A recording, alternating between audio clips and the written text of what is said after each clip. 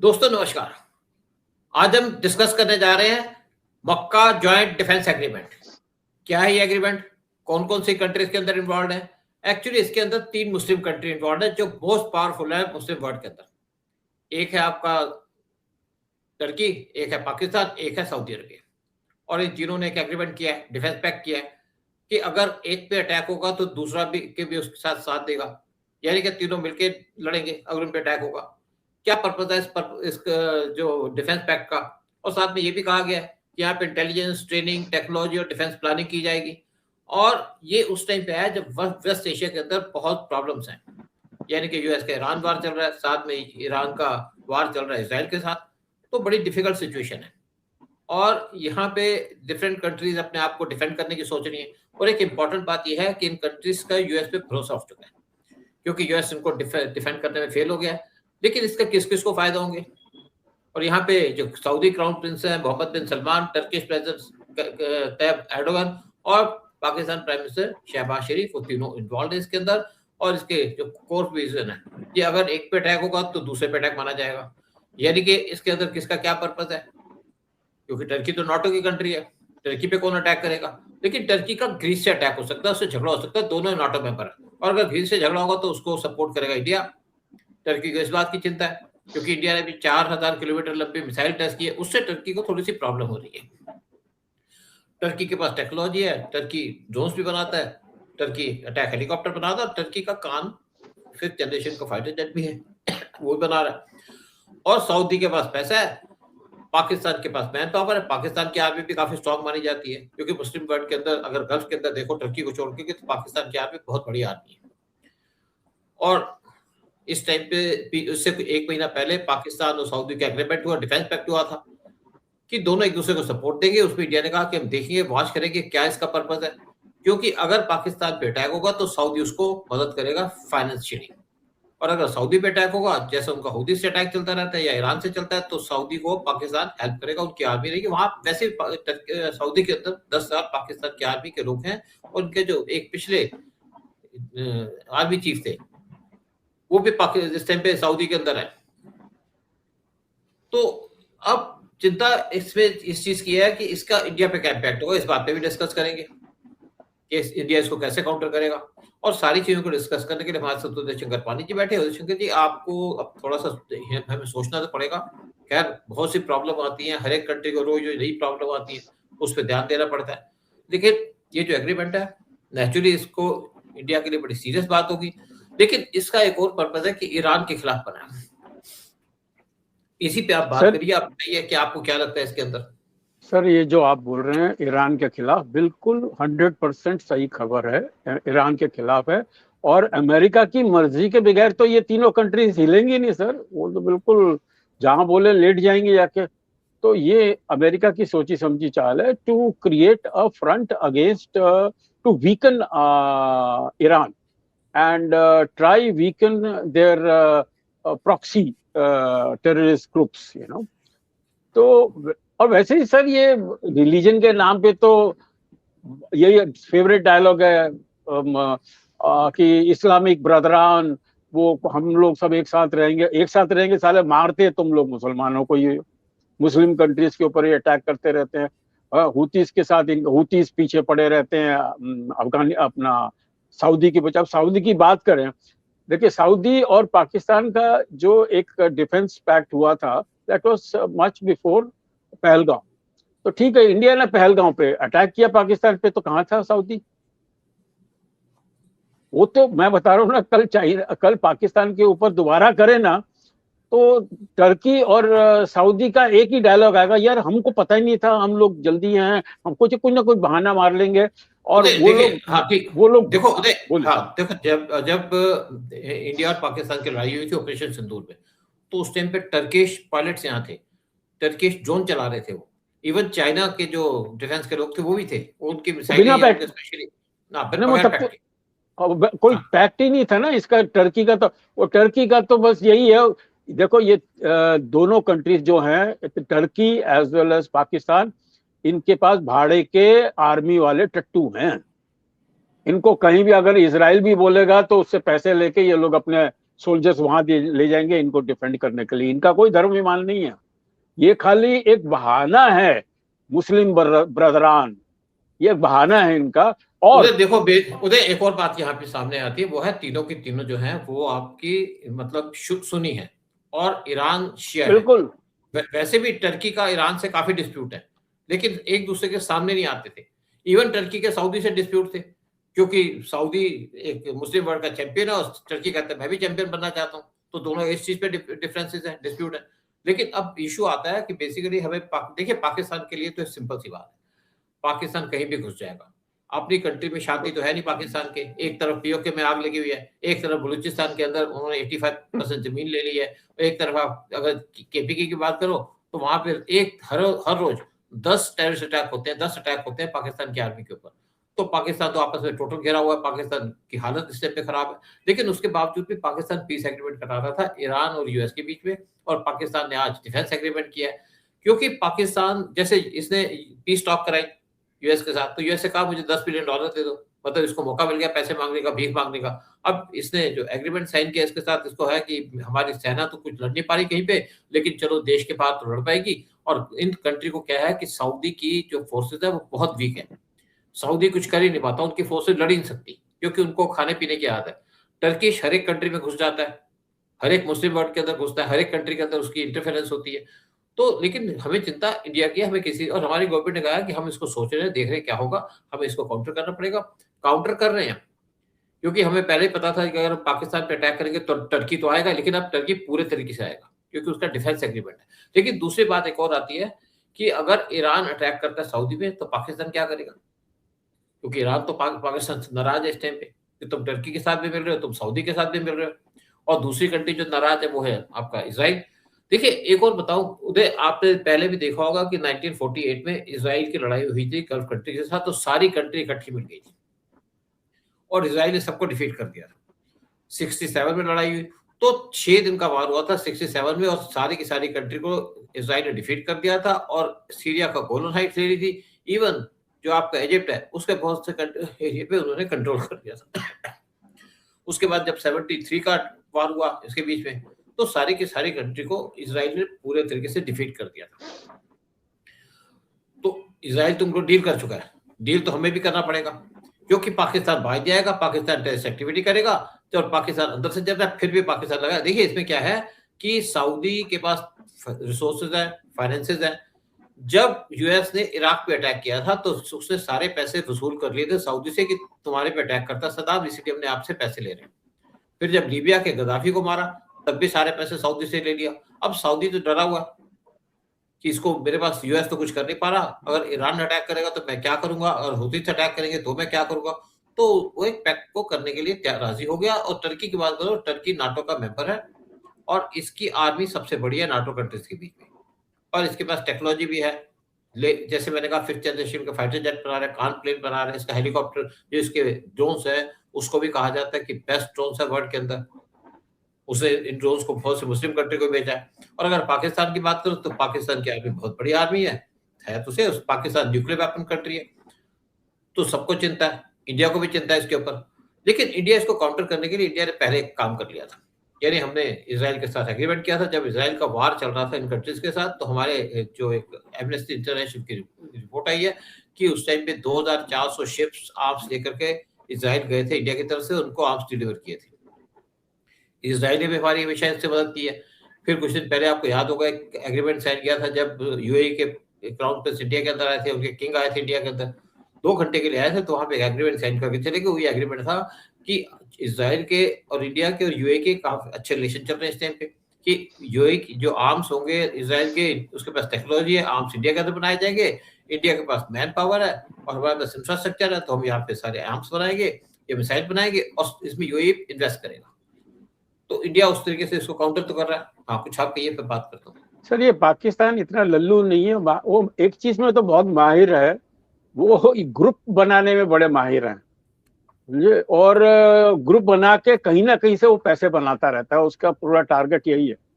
दूसरा एक मैं बताऊं, पीछे प्रेस कॉन्फ्रेंस चल रही थी ट्रंप की, और ट्रंप ने बिल्कुल मीडिया के आगे बोला कि any attack on India we will defend India. और सच्चाई में वो क्या करता है अमेरिका, वो तो हम सबको पता है कि किस तरह से वो हमारी जान के पीछे पड़ा हुआ है और किस तरह से नीचे खींचने के चक्कर में वो पड़ा रहता है। तो कहने में और करनी में बड़ा फर्क होता है। ये तीनों कंट्रीज चाहे बेशक एक लगा ले, there is nothing to worry, माने उनको भी तोड़ना, और हमारे उनके भी जो एनिमीज हैं वो हमारे भी बहुत अच्छे दोस्त हैं, ऐसे कुछ नहीं है। जैसे ही सिचुएशन होगी वो नए दोस्त बन जाते हैं, नए दुश्मन बन जाते हैं, वो होगा जाके। लेकिन एक चीज बताओ, जो जो हाँ, जो सर जो धर्म के ऊपर कंट्री बनता है, जो धर्म के बेसिस पे पैक्ट बनाते हैं, वो कभी काम नहीं करते, वो कभी सक्सेसफुल होंगे ही नहीं। And you are right absolutely. और वैसे भी हम लोगों ने पहले एक पॉडकास्ट के अंदर मैंने आप खुद बताया था कि भाई आपको ये मिडिल ईस्ट का वॉर जो है, it is a war between शिया सुन्नी। And you are absolutely right कि ये सुन्नी फ्रंट क्रिएट कर रहे हैं जस्ट टू वीकन ईरान, और उसको कैसे कमजोर किया जाए। और बस यही पूरा खेल है सर, असली खेल यही है उसके पीछे। उधर बेसिक बात क्या है, देखिए आपको मैं बता दूं, वैसे भी क्या है कि जब अर्मेनिया और ईरान का, अर्मेनिया और अजरबैजान का वार हुआ था, तो उस टाइम पे ईरान किसको सपोर्ट कर रहा था? अर्मेनिया को, जो क्रिश्चियन कंट्री है। और अजरबैजान जो इस्लामिक कंट्री है, उसको कौन सपोर्ट कर रहा था? उसको सपोर्ट कर रहे थे टर्की और पाकिस्तान। तो उसके बाद अर्मेनिया ने इंडिया के साथ बात की कि आप हमें मिसाइल दो, क्योंकि उस टाइम पे अर्मेनिया के पास एंटी ड्रोन सिस्टम नहीं थे, एंटी मिसाइल सिस्टम नहीं थे। तो इंडिया ने उनको आकाश सिस्टम भी दिया है, इंडिया ने उनको D4S सिस्टम भी दिया है जो ड्रोन्स को गिरा सकता है। तो मतलब क्या है कि शुरू से ही ईरान और टर्की एक दूसरे के खिलाफ जाते हैं, जबकि दोनों नेबर हैं, आपस में कभी लड़ाई तो हुई नहीं। लेकिन उनको पता है कि यहाँ पे सुन्नी और वहां पे शिया है। लेकिन मेन रीजन ये आता है कि अगर सऊदी पे अटैक करता है ईरान, ईरान तो किसी पे भी अटैक कर देगा। आजकल तो ईरान की लगाम पूरी खुली हो चुकी है। ईरान अगर सऊदी पे अटैक करता है तो पाकिस्तान क्या करेगा? क्या पाकिस्तान अपनी आर्मी भेजेगा? आप क्या कहेंगे इसके ऊपर? नहीं नहीं, बिल्कुल सर, वो सिचुएशन पे आप देखना जाके, आई वोंट बी सरप्राइज कि ये तीनों एक दूसरे से लड़ना शुरू कर देंगे एक दिन। बता रहा हूँ। नहीं, उधर देखो, इनका उधर तो तुम्हारी बात ठीक है, लेकिन बात आती है एक, भाई लड़ाई होगी तो इनको आर्मी तो भेजनी पड़ेगी। अब पाकिस्तान के पास आर्मी का है, पाकिस्तान की आर्मी की तो पेंटे उतार दी पीओके के अंदर। पाकिस्तान की आर्मी को तो मारा जा रहा है खैबर पख्तूनख्वा में, उनको सर बलूची में। सूद साहब, उनकी मेन कमाई यही है, वो भाड़े के सोल्जर्स भेजते हैं हर जगह, जिस कंट्री को चाहिए। वो यूक्रेन भी जा रहे हैं, वो रशिया में भी जाएंगे, वो हर जगह जाते हैं आके। पाकिस्तान के अंदर बनता क्या, कुछ तो नहीं है, तो टेरर एक्सपोर्ट करते हैं, और ये जो उनके आर्मी के टट्टू हैं, इनको भेजते हैं आके। ये लोग टट्टू बोले तो इनके soldiers, they are there for sale. उनको बस यही है कि उनके दिमाग में आ गया कि भाई हम तो भाई जिहाद वाले वॉरियर्स हैं, हम लोग कहीं भी पहुंच जाएंगे, हम लोग कहीं भी लड़ लेंगे। तो लड़ना ही जानते हैं और कुछ नहीं जानते, और ये ग्रुप बाजी करके ये थोड़ा पैसा कमाना जानते हैं, भीख मांग के पैसा कमाना जानते हैं, उससे आगे इनका कोई काम नहीं होगा। ये इनका चेहरा पूरा वर्ल्ड जानता है सर, कि वो लोग हैं क्या, कितने बड़े चोर हैं और कितने बड़े टेररिस्ट हैं। टेररिस्ट एक्सपोर्टिंग कंपनी है। उसको अमेरिका ने सबसे बड़ा जोक जो दुनिया के ऊपर उसने खेला, इसको मीडिएटर में डाल दिया, बताइए। लेकिन इसकी कोई बात नहीं सुन रहे। बात हो रही है ओमान की, सुन रहे हैं, और वहां पर मिडिल ईस्ट में तो दूसरी कंट्रीज आ रही हैं। इनके सर ये तो फंसे हुए हैं बिल्कुल। ये ईरान के भी पैसा लेते हैं, सऊदी से भी पैसा लेते हैं, और ये सारे कंट्रीज आपस में लड़ रहे हैं, झगड़ रहे हैं। तो मरने दो सब खिचड़ी इनको। ये धर्म के बेसिस पे, मैंने कहा ना, जो भी कंट्री बनता है या पैक्ट बनता है या ग्रुप बनता है, वो कभी सक्सेसफुल नहीं होगा। इसको कुछ लोग ये भी कह रहे हैं कि इस्लामिक नाटो बना हुआ है।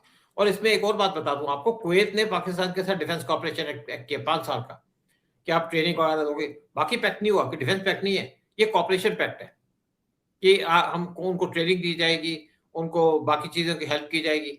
क्योंकि कुवैत भी चाहता है कि उसके साथ भी जो पैक्ट है इनका, सऊदी का, उस टाइप का पैक्ट हो। क्योंकि इन लोगों को इस टाइम पे डर ये लगा हुआ है कि इन पे अगर कोई अटैक करेगा, स्पेशली पहले इनको डर था इजराइल से, लेकिन आज इजराइल से डर नहीं है इनको। आज इनको डर है आपके ईरान से, ईरान पे अटैक करेगा। ईरान ने तो जब ईरान पे अटैक हुआ तो ईरान ने सब पे अटैक कर दिया। और सब जगह में आप जो भी कंट्री देखो, चाहे ओमान लगा लो, चाहे कोई किसी और कंट्री को लगा लो, उस सब के अंदर यूएस की बेसिस है। और जहां से यूएस के प्लेन उड़े, वहीं पे ईरान ने अटैक कर दिया। इवन जॉर्डन के अंदर अटैक कर दिया। उससे यूएस भी बड़ा घबरा गया कि जॉर्डन के ऊपर अटैक कर दिया। और सारी की सारी कंट्री की प्रॉब्लम यह है कि यहाँ पे ऑयल उगता है। ऑयल यहाँ से निकलता है और उन पे अटैक होता है तो उनकी सारी इकोनॉमी खराब हो जाती है। और दूसरी बात एक और भी चल रही है ना कि सारा का सारा जिनका चेक हुआ है तो किसी का भी जो ऑयल जाता है वो जाता है आपके हॉर्मोज के थ्रू। और इससे भी चिंता है उनको कि ईरान ने तो यहाँ पे कब्जा कर लिया और इन्होंने कहा रेड सी से भेजेंगे तो वहां पे हुथीस खड़े हो जाते हैं, हुथीस अटैक कर देते हैं। अब सऊदी ने एक दूसरी तरफ एक 13 कंट्री का अलायंस बनाया जो गल्फ की कंट्रीज है जिसके अंदर पाकिस्तान भी है कि हम अपना जो रेड सी है वहां से अपना ऑयल बेचेंगे, उसको सेव करने की बात की है।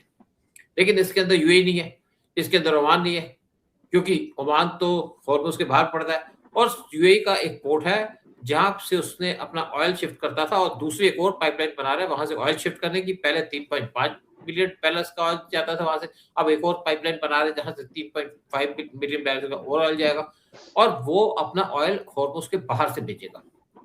दूसरी तरफ ईरान ने भी ओमान के साथ एग्रीमेंट किया है, वो भी बात चल रही है उनके आपस में कि एग्रीमेंट करें कि कैसे हॉर्मुज पे कंट्रोल किया जाए।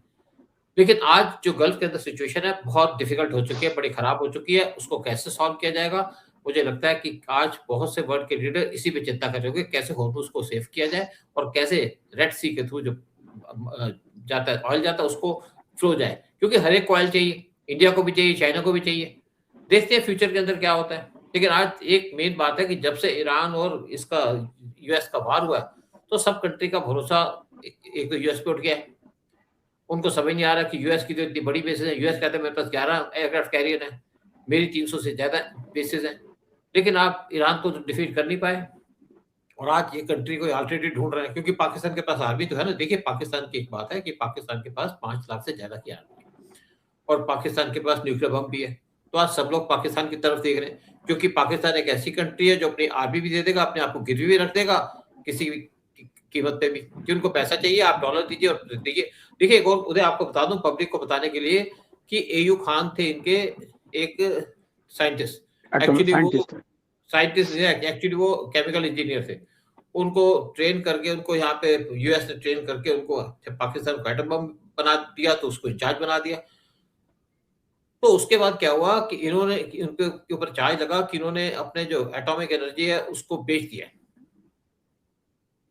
बेचा पाकिस्तान की आर्मी की मर्जी से था, लेकिन नाम उनका लगा दिया।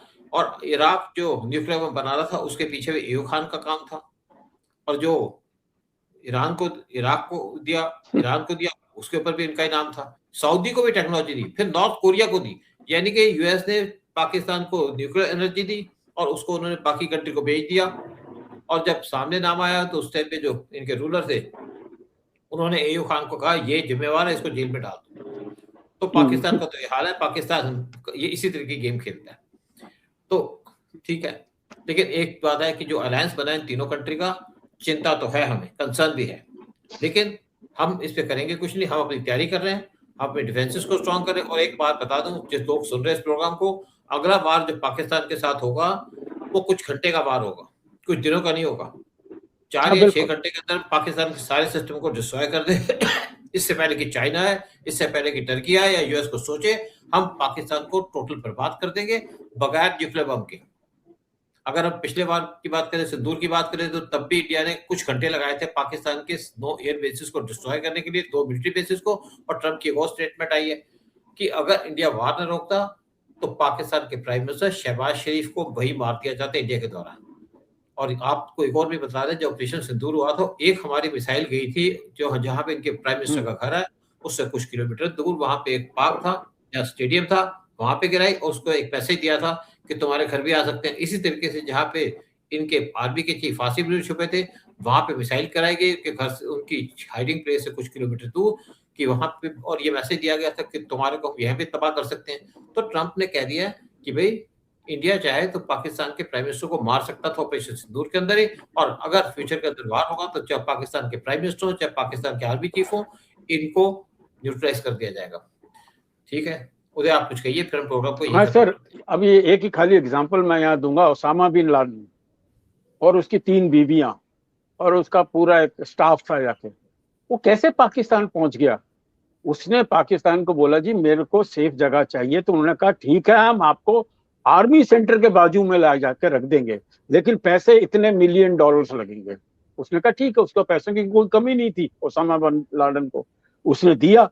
लेकिन जहां अमेरिका को पता लगा और अमेरिका ने जब बड़ा ऑफर दे दिया तो इन्होंने बोला जी ले जाओ ओसामा बिन लादेन को।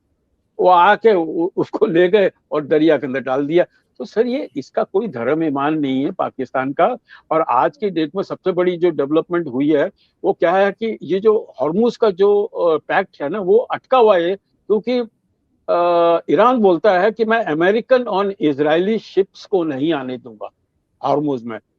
ये लेकिन ये तो बोल रहा है जाके, तो इसमें अमेरिका का ईगो हर्ट हो गया और अमेरिका ने फिर ये तीनों कंट्रीज का एक बना लिया कि अच्छा तू ये करेगा, अब तेरे अगेंस्ट हम लोग ये करते हैं, मैं पूरा फ्रंट रेडी करता हूँ। ये सारी सब जुड़े हुए हैं तार, ये जो कॉमेडी सर्कस चल रहा है इनका। ठीक है, चलो ठीक है, ट्रंप ने कॉमेडी सर्कस बना दी। देखो उदय, आपको एक बात बता दूं कि तीनों, जब यूएस ईरान का कुछ बिगाड़ नहीं सका तो तीनों क्या कर लेंगे। चलिए कुछ नहीं, प्रोग्राम यही खत्म करते हैं, आज प्रोग्राम यही खत्म करते हैं और आपसे रिक्वेस्ट करते हैं चैनल को सब्सक्राइब कीजिएगा, वीडियो को शेयर कीजिएगा। जय हिंद, जय भारत। जय हिंद, जय भारत, वंदे मातरम।